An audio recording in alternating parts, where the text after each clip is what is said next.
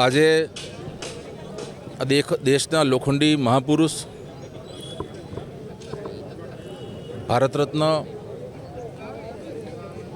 શ્રી સરદાર વલ્લભભાઈ પટેલ સાહેબની આજે જન્મજયંતિ છે અને આ 150મી જન્મજયંતિ ભારત સરકાર, ગુજરાત સરકાર અને સમગ્ર દેશ ખૂબ ધામધૂમથી ઉજવી રહ્યો છે. આજે સવારના રન ફોર યુનિટીનો કાર્યક્રમ હતો. અત્યારે શહેર ભાજપ દ્વારા અને અલગ અલગ બધા જ લોકો દ્વારા સરદાર સાહેબની પ્રતિમાને ફુલહાર કરવામાં આવ્યા છે. ત્યારે સરદાર સાહેબના ચરણોમાં વંદન કરું છું. સાથે સાથે સરદાર સાહેબ એટલે કે એવું વ્યક્તિત્વ, આ દેશને 562 રિયાસતો રજવાડાઓ એકત્ર કરી અને આ એક દેશનો જેમણે નકશો બનાવ્યો, આ દેશ બનાવ્યો એવા સરદાર સાહેબ. અને ત્યારે પણ જૂનાગઢ હોય કે હૈદરાબાદ હોય કે આવા જે કંઈ પ્રશ્નો હતા એ પણ કડક અર્થે એને આ દેશમાં ભેળવીને અને આ દેશને એક મજબૂત રાષ્ટ્રનું નિર્માણ એમણે કર્યું છે.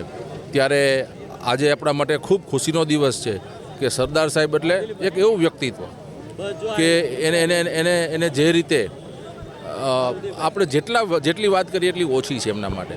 અને આજે જ્યારે દેશના યશસ્વી પ્રધાનમંત્રી નરેન્દ્રભાઈ મોદી સાહેબ પણ નર્મદા કેવડિયા ખાતે એમની વિશ્વની સૌથી જે મોટી ઊંચી પ્રતિમા કહેવાય એવી સરદાર સાહેબની સ્ટેચ્યુ ઓફ યુનિટી, ત્યાં આજે પણ રાષ્ટ્રીય એકતા દિવસની ખૂબ ભવ્ય ધામધૂમથી ઉજવણી કરવામાં આવી રહી છે. અને પ્રધાનમંત્રી શ્રી દર વર્ષે રાષ્ટ્રીય એકતા દિવસના દિવસે તે સરદાર સાહેબને વંદન કરવા આવે છે. ત્યારે આપણું સૌભાગ્ય છે કે સરદાર સાહેબનો જન્મ આપણા ગુજરાતમાં થયો હતો. અને આ સરદાર સાહેબ એટલે સમગ્ર દેશના દરેક સમાજના સરદાર સાહેબ છે. અને આ રાષ્ટ્ર, તમે કલ્પના કરી શકો કે સરદાર સાહેબે જે આ 562 રજવાડાઓ એકત્રિત ન કર્યા હોત તો આ દેશમાં કેટલી સમસ્યાઓ હોત. આ દેશને જે કંઈ અત્યારે આપણે ભારત માતાનો જે નકશો જોઈ છે એનું ચિત્ર કેવું હોત એ પણ આપણે કલ્પના ન કરી શકીએ. એટલે સરદાર સાહેબને ખૂબ ખૂબ એમના ચરણોમાં વંદન અને બધાને સરદાર જયંતિની, સરદાર વલ્લભભાઈ પટેલ જયંતિની તમામ લોકોને ખૂબ ખૂબ શુભકામના પાઠવું છું. આજે સરદાર સાહેબની જન્મ જયંતિ છે. હું સરદાર સાહેબના ચરણોમાં વંદન કરું છું.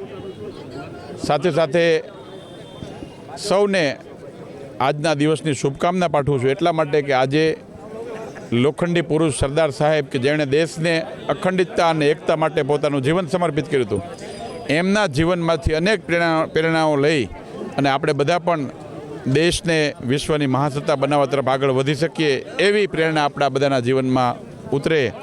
આ સરદાર સાહેબના જીવનમાંથી જીવન મંત્ર અખંડ ભારત, એક ભારત અને શ્રેષ્ઠ ભારતનો જે નારો છે એ આદરણીય નરેન્દ્રભાઈ મોદી સાહેબે દેશના ભવિષ્યના ભારતના નિર્માણ માટેનો જે આવનારા દિવસોમાં 2047ના વિકસિત ભારતની કલ્પના કેવી હોવી જોઈએ એ સરદાર સાહેબના જીવન ઉપરથી ફલિત થાય છે.